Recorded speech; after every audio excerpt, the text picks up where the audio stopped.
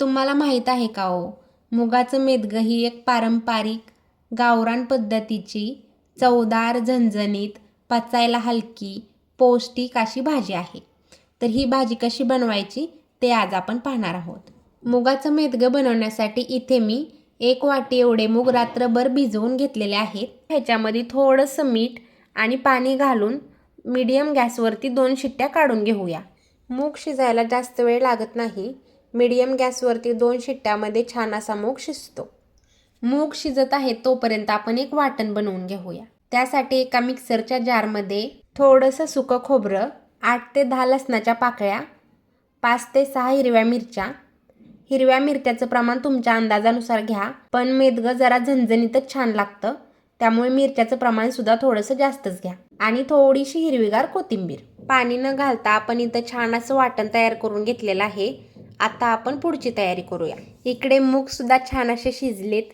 आता आपण एका पळीच्या मदतीने मूग थोडेसे मोडून घेऊया किंवा मॅश करून घेऊया.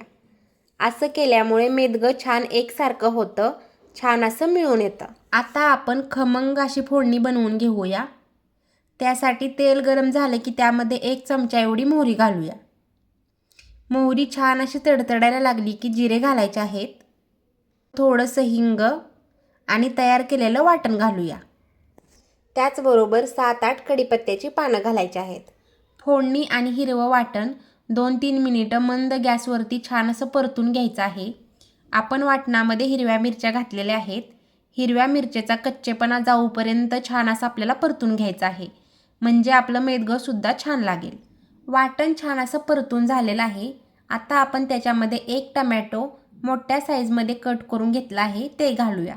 टमॅटोमुळे थोडीशी हलकी आंबट चव येते, खूप मस्त लागतं. तुम्हाला टमॅटो आवडत नसेल तर नाही घातलं तरी चालेल, पूर्णपणे ऑप्शनल आहे. 1-2 मिनिटं छान असं परतून घेऊया. इथे आपल्याला टमॅटो खूप जास्त शिजवायचं नाही आहे. लगेच आपण त्याच्यामध्ये हळद घालूया. हळदसुद्धा छान अशी व्यवस्थित मिक्स करून घ्यायची आहे आणि मिनिटभरासाठी परतून घेऊया. मस्त अशी फोडणी परतून झालेली आहे. आता आपण याच्यामध्ये शिजवून घेतलेले मूग घालूया. त्याचबरोबर गरजेनुसार पाणी व्यवस्थित असं मिक्स करून घेऊया. आणि आता चवीनुसार मीठ घालायचं आहे. आपण शिजताना पण थोडंसं मीठ घातलं होतं, त्यामुळे अंदाजानेच मीठ घालायचं आहे. इथं आपल्याला 1-2 मिनिटासाठी गॅस मोठा करायचा आहे.